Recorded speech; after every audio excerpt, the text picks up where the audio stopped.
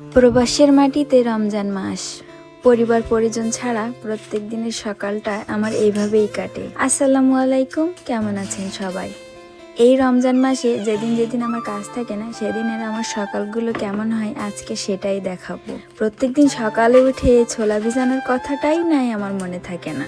এই কারণে আজকে সকালে উঠেই প্রথম কাজ হচ্ছে এই ছোলা ভিজানো, তারপর অন্য কাজ করব। অল্প করেই ছোলা ভিজালাম, যেহেতু আমি একাই ইফতারি করি। আপনাদের ভাইয়া ইফতারির সময় বাসায় থাকে না, ও পরে আসে, তো ও করে, ওর জন্য করি। তো একার জন্য আর অত বেশি কোনো আইটেম করা হয় না ওভাবে। বাংলাদেশে থাকলে তো এই রোজার মাসে দুপুরের পর থেকে শুরু হয়ে যায় রান্না বান্না আর ইফতারের আগ পর্যন্ত। তো সেই আনন্দ করে রান্না বান্না করাটাকে না অনেক মিস করি।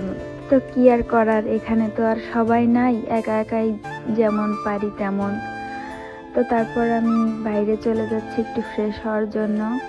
বাইরের এই পরিবেশটা দেখে হাঁটাহাঁটি করতে আমার অনেক বেশি ভালো লাগে, আর সেই ফাঁকে ফ্রেশটাও হয়ে নিলাম। বাংলাদেশে থাকতে রোজায় যতটা আনন্দ পেতাম, বিদেশে আসার পর থেকে কোনো রোজায় এতটা আনন্দ কখনো করতে পারি। এদেশে তো আজান শোনা যায় না, নিজের মতো টাইম দেখেই সেহরি করতে হয়, টাইম দেখেই ঘুমাতে হয়, টাইম দেখেই নামাজ পড়তে হয়, সব কিছুই না মোবাইল দেখে করা লাগে।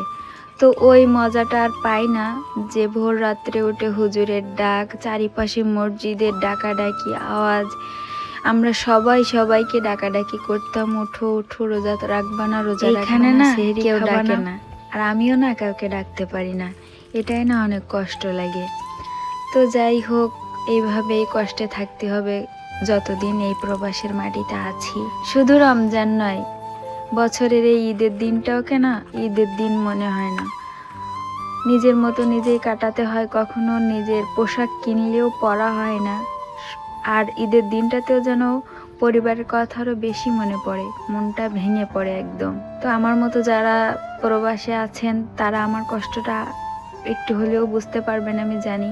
একটু না, আপনারা সবাই বুঝতে পারবেন আসলে এই কষ্টটা কি।